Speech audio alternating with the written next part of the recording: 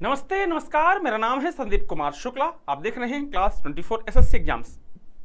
जैसा कि आपको मालूम है, क्लास 24 एसएससी एग्जाम चैनल पर नॉन स्टॉप धड़ल्ले से क्लासेस स्टार्ट हैं। मेरी अगर जीके की क्लास की बात करूंगा तो मेरा जो जीके खजाना का जो नया वर्जन है, मेरी क्लास, यहाँ पर दिखा है मेरी क्लास, ये स्टार्ट हो चुकी है। मेरी क्लास का शानदार कॉन्सेप्ट है। क्लास स्टार्ट करने के पहले आप जान लेते हैं कि हम आज टॉपिक क्या स्टार्ट करने वाले हैं। और आपको मालूम है कि मैं क्या करता हूं कि जो बच्चे मुझे वीडियो भेजते हैं टॉपिक का, वो टॉपिक पढ़ाता हूं। ये लड़की है जिसका नाम है कैरल वारगेसे और ये एसएससी की तैयारी करती हैं। आइए जानते हैं कि ये कौन सा टॉपिक बोलती हैं आज पढ़ने के लिए। हेलो सर, मेरा नाम कैरल है और मैं एसएससी की तैयारी कर रही हूँ। मैं आपकी जीके खजाना की मेरी क्लास देखती हूँ। आप प्लीज 1773 के रेगुलेटिंग एक्ट्स पे एक वीडियो बना लीजिए। ठीक है, तो ये कैरल हैं, एसएससी की तैयारी कर रही हैं और ये मेरी क्लास देखती हैं जीके खजाना की। और इन्होंने कहा है कि आज 1773 का रेगुलेटिंग एक्ट पढ़ा दिया जाए। चलिए तो फिर शुरू करते हैं, समय बर्बाद नहीं करते। और आज हम स्टार्ट करने वाले topic very most important topic है। और आज का जो हमारा टॉपिक है, टॉपिक क्या है आज का हमारा? 1773 का रेगुलेटिंग एक्ट। क्लास स्टार्ट करने के पहले बता दूं कि आपको मालूम है मेरी जीके ट्रिक की 2 क्लास परमानेंट चल रही हैं, 7:15 AM और 9 PM। ये दोनों क्लासेस है जीके ट्रिक की। 5-5 मिनट का वीडियो होता है, जरूर देख लेना। प्लेलिस्ट बना दी है मैंने जीके ट्रिक के नाम की। 15, 20, 25, 30 वीडियोज हैं। डेली 2 वीडियो मिलेगा आपको, मंडे टू संडे, कोई छुट्टी नहीं है। ये दोनों वीडियो ध्यान से सबको देखना है। और उसके अलावा जो जीके खजाना वाली क्लास है, मेरी क्लास, ये होती है शाम को 7 बजे और रात को 10 बजे।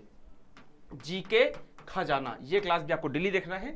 मेरी क्लास है। यहां पर आपको क्या करना है कि जब भी किसी जीके का, साइंस का, करंट अफेयर्स के किसी टॉपिक पर वीडियो बनवाना चाहते हैं तो आप मुझे इस नंबर पे व्हाट्सएप कर सकते हैं, 7042633154। इस नंबर पे आप मुझे व्हाट्सएप कर दीजिए कि सर प्लीज इस टॉपिक पर वीडियो बना दीजिए, मेरा नाम ये है, मैं इस एग्जाम की तैयारी कर रहा हूँ या कर रही हूँ। और आपको देखते हैं कि जिस तरीके से यहाँ पर मैंने इनका वीडियो लगाया है, नेक्स्ट वाली क्लास में आपका वीडियो लगा के आपका जो भी टॉपिक होगा उस पर वीडियो बना दूंगा। तो ये मोबाइल नंबर है 7042 वाला, यहाँ पर मेरा पर्सनल मेरा नंबर है, इस पर व्हाट्सएप जरूर कर दीजिएगा। चैनल में नए तो चैनल को सब्सक्राइब जरूर कर दीजिएगा, वीडियो को लाइक जरूर कर दीजिएगा। वीडियो पसंद आए तो वीडियो को फेसबुक, टेलीग्राम, इंस्टाग्राम, व्हाट्सएप हर जगह शेयर कर दीजिएगा। फेसबुक पे मैं संदीप कुमार शुक्ला के नाम से हूँ, इंस्टाग्राम में संदेशा जीके के नाम से हूँ। इसके अलावा इसकी पीडीएफ और टेलीग्राम लिंक, वीडियो सब कुछ पाने के लिए आप हमारा Telegram channel SSC class 24 official ध्यान से ज्वाइन कर लीजिएगा। क्लियर? चलिए तो शुरू करते हैं। आज हम बात करेंगे 1773 के रेगुलेटिंग एक्ट के बारे में। जैसा पढ़ाऊंगा ये class UPSC, state PSC, railway, SI, constable हर एग्जाम में काम आएगी। आपको सिंगल कुछ भी पढ़ के बाहर नहीं जाना है। जितना पढ़ा रहा हूं उतना पढ़ के चले जाना। मैं गारंटी देता हूं कि एक सिंगल क्वेश्चन आपकी क्लास इस क्लास से बाहर नहीं जाएगा। तो 1773 का रेगुलेटिंग एक्ट है क्या, इसमें क्या क्या प्रावधान किए गए थे, इसको बताने के पहले मैं एक छोटी सी कहानी सुनाता हूं, ध्यान से सुनिएगा। कहानी क्या है कि आपको मालूम है कि 1757 में हुआ था प्लासी का बैटल। और प्लासी के बैटल में अंग्रेजों ने बहुत इंपॉर्टेंट रोल प्ले किया था। प्लासी के बैटल के बाद में मीर जाफर को अंग्रेजों ने क्या किया था, गद्दी में बैठाया था बंगाल के। और मीर जाफर जो था वो अंग्रेजों का क्या था, गुलाम था। तो मीर जाफर ने अंग्रेजों के कहने पर गद्दी में बैठ गया और अंग्रेजों ने भयंकर जमकर बंगाल को लूटा। उसके बाद फिर 1764 में बक्सर का बैटल होता है और इस बक्सर की लड़ाई में अंग्रेजों का बहुत बड़ा रोल था। अंग्रेज लड़े, जीते और अंग्रेजों ने कलकत्ता, जो बंगाल का एरिया है, अवध का एरिया है, यहाँ के जितने भी एरियाज हैं सब पर क्या कर लिया, कब्जा कर लिया। और खुद राजा नहीं बने, उन्होंने अपने चमचों को राजा बना दिया और भयंकर लूट मार की, एक्सट्रीम लूट मार की। और यहाँ से बहुत सारा पैसा कमा के जाने लगे, कहाँ पर, लंदन। जब वो लंदन पैसा लेके यहाँ से जाते थे तो जो ब्रिटिश पार्लियामेंट है, ब्रिटेन की जो संसद है, उसको लगा कि यार हमने इस कंपनी को परमिशन दिया है हिंदुस्तान में व्यापार करने के लिए और ये इतना सारा पैसा कमा के आ रहे हैं, इसमें हमारा हिस्सा कहाँ है? तो ब्रिटेन की पार्लियामेंट ने कंपनी से सवाल जवाब किया कि भाई अब हमको हमारा हिस्सा दीजिए, आप इतना प्रॉफिट कमा रहे हैं। उनके बीच में थोड़ी सी क्या होती है, आपका तनातनी होती है, सवाल जवाब होता है। और इस बात से खफा होकर ब्रिटिश पार्लियामेंट जो है, जो ब्रिटेन की संसद है, वो डिसाइड करती है कि अब कंपनी को कंट्रोल करने का समय आ चुका है, कंपनी को रेगुलेट करने का समय आ चुका है, अन्यथा कंपनी बहुत उड़ रही है, इसको औकात दिखाना पड़ेगा। यही था। और ब्रिटिश सरकार ने क्या किया, एक कानून बनाया जिसे बोलते हैं 1773 का रेगुलेटिंग एक्ट। तो रेगुलेटिंग एक्ट क्यों आया, आपको अंदाजा हो गया। रेगुलेटिंग एक्ट हमारे भले के लिए नहीं था। अंग्रेजों ने 1773 के रेगुलेटिंग एक्ट से लेकर के 1947 तक के जितने भी कानून बनाए हैं, वहां पर एक भी सिंगल प्रोविजन ऐसा नहीं होगा जो हमारे लिए बनाया गया हो। अंग्रेज अपने लिए बनाते थे, अपने फायदे के लिए बनाते थे। अंग्रेज छींकते भी थे ना तो अपने फायदे के लिए छींकते थे। मतलब अब अंग्रेज इतनी खराब नस्ल है जिसको मैं बता नहीं सकता। अब ठीक है, ज्यादा इमोशनल हो जाकर गाली गलौज करना शुरू कर दूंगा तो कोई मतलब नहीं। क्लियर? चलिए तो स्टार्ट करते हैं। रेगुलेटिंग एक्ट, आपको ये दिमाग में क्लियर हो गया कि रेगुलेटिंग एक्ट क्या है? ब्रिटिश पार्लियामेंट ने कंपनी को कंट्रोल करने की क्या की है? कानून बनाया है। ब्रिटिश पार्लियामेंट क्या करेगी? कंपनी को कंट्रोल करेगी इस कानून के माध्यम से। तो इस कानून में 1773 के रेगुलेटिंग एक्ट में जो भी प्रोविजन आपको देखने को मिलेगा आप उससे अंदाजा लगाइएगा, मैं बताते चलूंगा। देखो किस तरीके से कंपनी को कंट्रोल करने की कोशिश की जा रही है। क्लियर है? चलिए तो पहला पॉइंट क्या है इसमें, यहां पर देखेंगे कि रेगुलेटिंग एक्ट 1773 ब्रिटिश संसद द्वारा ईस्ट इंडिया कंपनी के कार्यों के कारण बंगाल के कुप्रशासन से उपजी परिस्थितियों को नियंत्रित करने के लिए और कंपनी के हाथों से राजनीतिक शक्ति छीनने के लिए लाया गया था। बातें बहुत आइडियलिस्टिक लिखी है। अरे ब्रिटिश पार्लियामेंट को हिंदुस्तानियों की चिंता थी, हिंदुस्तान में लूटमार हो रही है, कुप्रशासन है, एडमिनिस्ट्रेशन ठीक से नहीं चल रहा है, इस कारण से ब्रिटिश पार्लियामेंट को लगा कि चलो हिंदुस्तान का भला करते हैं। घंटा, ठीक है, ब्रिटिश पार्लियामेंट ने अपना उल्लू सीधा करने के लिए इस कानून को बनाया था ताकि हमको प्रॉफिट मिले और कंपनी को कंट्रोल किया जा सके, कंपनी को रेगुलेट किया जा सके। अगला है कि भारत में ईस्ट इंडिया कंपनी गतिविधियों को नियंत्रित करने की जरूरत हुई और ब्रिटिश संसद को महसूस हुई, जिस कारण ब्रिटिश संसद द्वारा यह कानून बनाया गया। मैंने बताया ना क्यों बनाया गया। चलो उसके बाद में ब्रिटिश संसद द्वारा भारत के संबंध में प्रत्यक्ष रूप से उठाया गया यह पहला कदम था, यह फर्स्ट कदम था, फर्स्ट स्टेप था। क्वेश्चन पूछता है, पहला कदम था 1773 का रेगुलेटिंग एक्ट, रेगुलेटिंग कानून। क्लियर? चलो अब आगे चलते हैं। रेगुलेटिंग एक्ट 1773 ब्रिटिश सरकार के द्वारा उठाया गया पहला ऐसा कदम था जिसके अंतर्गत कंपनी के कार्यों को नियमित और नियंत्रित किया गया। मैंने अभी बताया ना, ये जो कंपनी के कार्य थे उनको रेगुलेट करना और कंट्रोल करने का कार्य किया गया। किसके द्वारा? ब्रिटिश पार्लियामेंट के द्वारा। पहला काम था, फर्स्ट बार ब्रिटिश पार्लियामेंट ने ऐसा कदम उठाया था। फेमस क्वेश्चन है, कई बार एग्जाम में पूछ चुका है। उसके बाद में इससे पहले ब्रिटिश सरकार ने 1767 में केवल कंपनी के कार्यों में हस्तक्षेप करते हुए 40 लाख की वार्षिक आय में 10% अपना हिस्सा तय किया था।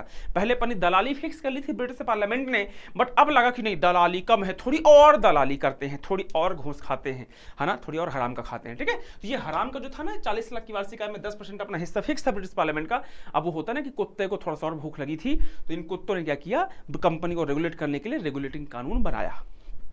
इसके द्वारा पहली बार कंपनी के प्रशासनिक और राजनीतिक कार्यों को मान्यता दी और इसके द्वारा भारत में केंद्रीय प्रशासन की नींव रखी गई। पहली बार भाई अगर किसी को कंट्रोल करना है तो उसके जो एडमिनिस्ट्रेटिव कार्य हो रहे हैं कंपनी के, जो आपके प्रशासनिक कार्य हैं या जो पॉलिटिकल कार्य हो रहे हैं कंपनी के द्वारा, उसको मान्यता तो दोगे ना। पहले आप ऑथेंटिकेट करोगे कि हाँ ये काम ठीक है, अब उसको रेगुलेट करोगे। जब पहले आप मानो तो कि हाँ ये कंपनी के एडमिनिस्ट्रेटिव कार्य है, पॉलिटिकल कार्य है, वर्क है, और देन उसके बाद फिर कंपनी को रेगुलेट करोगे। तो फर्स्ट टाइम जो कंपनी है, जो ब्रिटिश ईस्ट इंडिया कंपनी है, उसके जो कार्य है, एडमिनिस्ट्रेटिव कार्य हो चाहे पॉलिटिकल वर्क हो, उसको मान्यता दी गई। किसके द्वारा? ब्रिटिश पार्लियामेंट के द्वारा। आगे रेगुलेटिंग एक्ट 1773 अधिनियम के द्वारा बंगाल के गवर्नर को बंगाल का गवर्नर जनरल बना दिया गया। पहले बंगाल का गवर्नर होता था, अब बंगाल का गवर्नर जनरल बना दिया गया और उसकी सहायता के लिए एक 4 सदस्यीय कार्यकारी परिषद बना दी गई। जो बंगाल का गवर्नर था अब वो क्या कहलाएगा? बंगाल का गवर्नर जनरल। ठीक है, और उसकी हेल्प के लिए 4 चमचे बैठा दिए गए, 4 सदस्यीय कार्यकारी परिषद। ये जो चारों चमचे थे कहां से थे? ये डायरेक्टली या इनडायरेक्टली ब्रिटिश पार्लियामेंट के चमचे हुआ करते थे, ब्रिटिश पार्लियामेंट के लोग हुआ करते थे। आप हर पॉइंट में देखना ब्रिटिश पार्लियामेंट जो है वो कंपनी को कंट्रोल या रेगुलेट करने की कोशिश कर रही है। उसके बाद में लॉर्ड वॉरेन हेस्टिंग जो है बंगाल का पहला गवर्नर जनरल बना। फेमस क्वेश्चन है। उसके बाद में इस एक्ट के द्वारा मद्रास और बंगाई के गवर्नर को बंगाल के गवर्नर के जनरल के अधीन कर दिया गया। जो बंगाल का गवर्नर जनरल है ये और इसके जो 4 चमचे हैं, 4 कार्यकारी परिषद में लोग हैं, ये डायरेक्टली या इनडायरेक्टली ब्रिटिश पार्लियामेंट के लोग थे। ठीक है, और अब क्या किया गया कि सबको कंट्रोल करने से अच्छा है कि इसको कंट्रोल करो और बाकी सभी लोगों को इसके अंडर में डाल दो। तो जो बंबई और जो मद्रास के गवर्नर हैं उनको क्या किया गया? बंगाल के गवर्नर के अधीन कर दिया गया, बंगाल के गवर्नर जनरल के। पहले बंगाल, मद्रास, बंबई के जो गवर्नर जनरल थे एक दूसरे के प्रति अकाउंटेबल नहीं थे, सेपरेट काम कर रहे थे। बट 1773 का जब रेगुलेटिंग एक्ट आया तो जो बंगाल का गवर्नर जनरल है उसके अंडर में मद्रास, बंबई वाले को कर दिया गया और बंगाल का जो गवर्नर जनरल है और उसके जो 4 साथी हैं वो डायरेक्टली इनडायरेक्टली किसके लोग हैं? ब्रिटिश पार्लियामेंट के। तो सब कोई क्या हो गया? एक साथ ही सारे के सारे लोग क्या हो गए? कंट्रोल में आ गए। उसके बाद में अब 500 पाउंड अंशधारियों के स्थान पर 1000 पाउंड अंशधारियों को कोर्ट ऑफ डायरेक्टर्स को चुनने का अधिकार दे दिया गया था। साथ ही साथ कंपनी के डायरेक्टर से कहा गया कि अब से राजस्व, दीवानी या सैन्य प्रशासन के संबंध में किए गए सभी प्रकार के कार्यों को ब्रिटिश सरकार को अवगत करा जाए। ये जो कोर्ट ऑफ डायरेक्टर्स आप दिखाई दे रहे हो ना, ये जो कोर्ट ऑफ डायरेक्टर्स है जिसमें 24 सदस्यों की गवर्निंग बॉडी थी, 24 लोगों की एक टीम थी, एक गवर्निंग बॉडी था कोर्ट ऑफ डायरेक्टर्स। ये कोर्ट ऑफ डायरेक्टर्स में मैक्सिमम लोग ब्रिटिश पार्लियामेंट में हुआ करते थे और उनको जिम्मेवारी दी गई थी कि कंपनी के जितने भी एडमिनिस्ट्रेटिव और बाकी सारे कार्य हैं उसकी सारी जानकारी तुमको कहां देना है, ब्रिटिश पार्लियामेंट को। आप देखो हर एक पॉइंट में कंपनी को क्या किया जा रहा है, रेगुलेट किया जा रहा है, कंपनी को कंट्रोल किया जा रहा है। क्लियर? कंपनी भी कोई दूसरी धूली नहीं थी, बट इस कानून के हिसाब से सारे पावर जो है, सारे जो पॉइंट्स हैं वो क्या दिखा रहे हैं कि किस तरीके से कंपनी को रेगुलेट किया जा रहा है, कंपनी को कंट्रोल किया जा रहा है। देखो आप यहां पर लिखा है कि कंपनी के डायरेक्टर से कहा गया कि अब से वो राजस्व, रेवेन्यू, दीवानी, सिविल या एडमिनिस्ट्रेटिव जितने भी कार्य हैं, फंक्शंस हैं, उन सभी के बारे में ब्रिटिश सरकार को बताना पड़ेगा, मतलब ब्रिटिश पार्लियामेंट को जानकारी देना पड़ेगा। आगे चलते हैं। कंपनी के डायरेक्टर का कार्यकाल 4 वर्ष कर दिया गया और प्रतिवर्ष उनमें से 1/4 सदस्यों के स्थान पर नए सदस्यों के निर्वाचन की पद्धति की गई। तो जो कंपनी का जो कार्यकाल है 4 साल का कर दिया गया और जो 1/4 मेंबर्स हैं वो हर ईयर क्या होते थे, वो चेंज होते थे।